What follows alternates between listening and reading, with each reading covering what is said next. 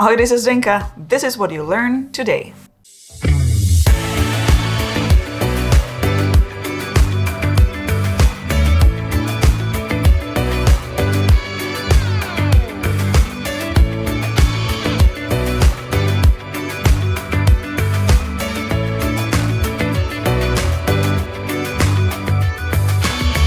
How to film and edit Insta360 X4 fake drone shots.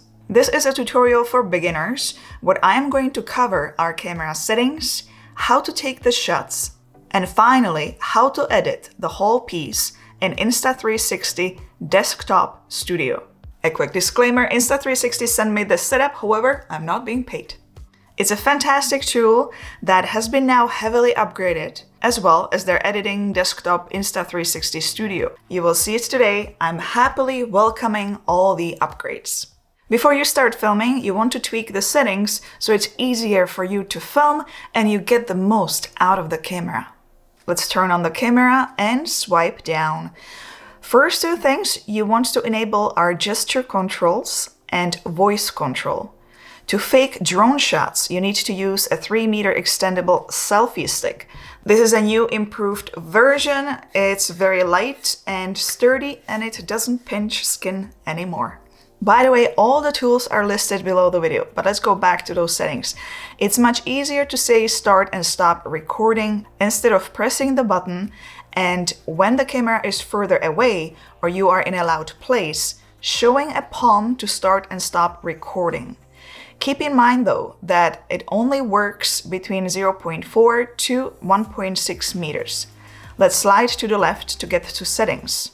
Here we are going to go to image settings. Set bitrate to high and bring video sharpness to low.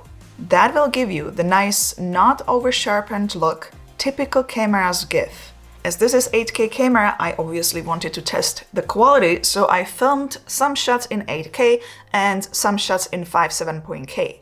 It's recommended to film in 8K when windy or while moving. By the way, you don't want to film fake drone shots on a windy day. It should be as calm as possible to get stable shots. You can film in 30 frames per second or higher frame rate if you want to slow down the footage. Field of view I left at Mega, that will be tweaked in the post. Let's swipe left.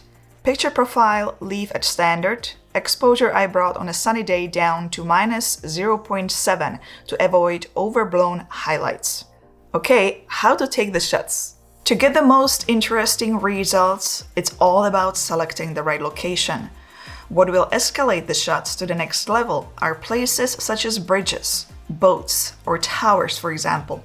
Once you extend your selfie stick all the way to 3 meters, you can do basic walking, holding the camera high above you or slightly in front of you.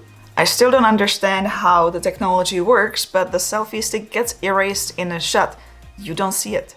Next shot you can do is just simply standing by the railing, having a camera right in front of you. Just a static shot that you can make move in the post. I'll show you that shortly. Another shot is bringing the camera as close to the water as possible and very slowly raising it all the way up, staying there for a few seconds and then going slowly all the way down. There are many things you can do in the post just with this one shot alone. You will get even better effect if you're standing on the bridge where there is a space below. You will start with the camera literally hanging down as low as possible and then slowly bring the shot all the way up to the top and vice versa. Just be very careful so you don't drop the camera and make sure you know what is below you so you don't scratch the glass or break the glass, because trust me, I know what I'm talking about.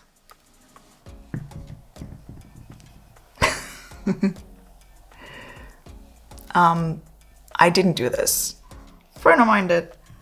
We'll get the X3 fixed. No problem. The X4 comes with lens guards, so if you don't feel comfortable taking risks, you can certainly put them on to get better protection. Just keep in mind that it will bring down the quality a bit. Another variation of the up and down shot would be starting from the ground or water, backing up as you are bringing the camera all the way up.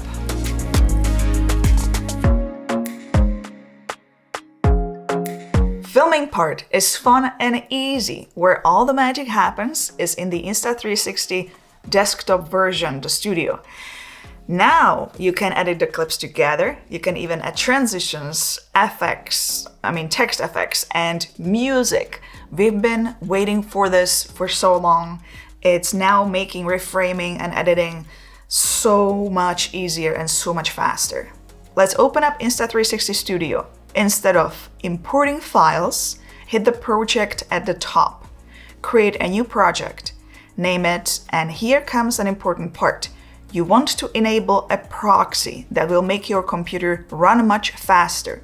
8K and 57K are huge files. I'm going to go all the way down to 480. All right, it's done. Next, you are going to import files. Once you import files, you will need to wait a bit for all proxies to be created. You can see it here happening. It's creating a second copy of your clips in much lower resolution. So when you will be editing with those lower resolution clips that will give you faster computer. But then when you're gonna be exporting, the software will be using the original files, so you're not going to lose the quality at all. Let's add a clip on a timeline and let me show you how you can reframe the shot. First of all, let's trim the clip where we want it to start and end with these icons. When you drag and reframe the shot, you will start seeing the bent horizon, and that is something we don't want. We want the horizon to stay straight. We could change the view to dewarp, but that would get us too close. Let's stay with mega view.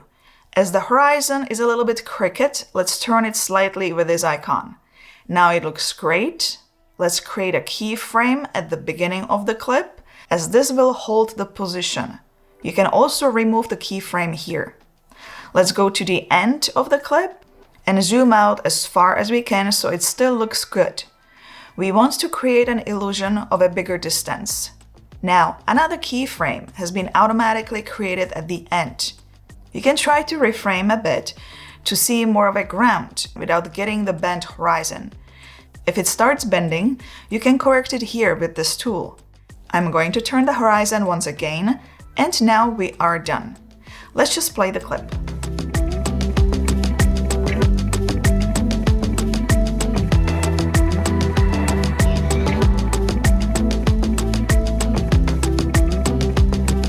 Let's add another clip with a static shot. I have to mention something here. This was my first time working with this new version of invisible selfie stick, with this 3 meters long selfie stick. Before that, I was using the older version, which was way thinner.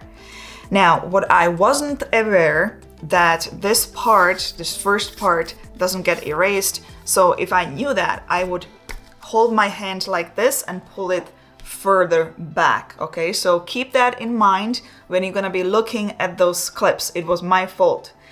I'm still going to use the clip where you can see it a bit, as I want to explain the video editing part. That's what this tutorial is all about. So let's go ahead. As you can see, the bridge is very curvy, so we need to use a dewarp view on this one.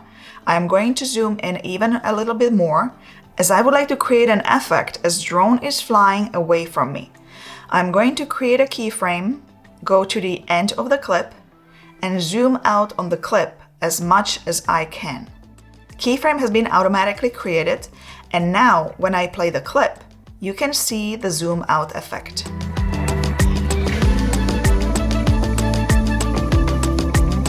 One more example. Let's add one more clip to the timeline. This shot also requires dewarp view. I'm going to drag the view at the beginning of the clip and create a keyframe. I'm going to go to the end of the clip, drag until I get the top view.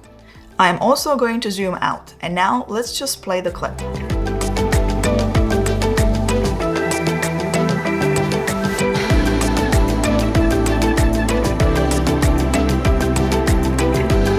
Possibilities are endless here with reframing, zooming out, rotating the clips, and creating keyframes. You just have to take your time and think about what you want to do with all the individual clips. I already went ahead, reframed the clips, place them in the order I wanted with the music. Now is the time to add some text and transitions. As I mentioned earlier, you can also add music, text, and transitions. I used music from Epidemic Sound, but I used text and transitions included in the Insta360 Studio. It's all here on the left. They are super simple to use. Just add over the clip, adjust size, and here on the right is where you can change the text and length of the title. You can also drag the side of the clip to make it longer or shorter. Transitions are fun as well. They have these 360 transitions that you just drag between the clips, and you can also adjust how long you want the transitions to be. I'm finding that the software works really well once it creates proxies. It works fast, which is great. It's much easier now to reframe and edit those clips. Once you are ready to export, hit export, choose the resolution you need. 1080p is the smallest. Then you have 1440p and 2160p. Below you have bitrate. I tested exporting at 25, 50, and 100, and honestly, I did not see that much of a difference. Higher bitrate will give you much bigger files. By default, the encoding file is H.264, but you can change it to H.265 or ProRes 422. All right, let's play the little edit one more time.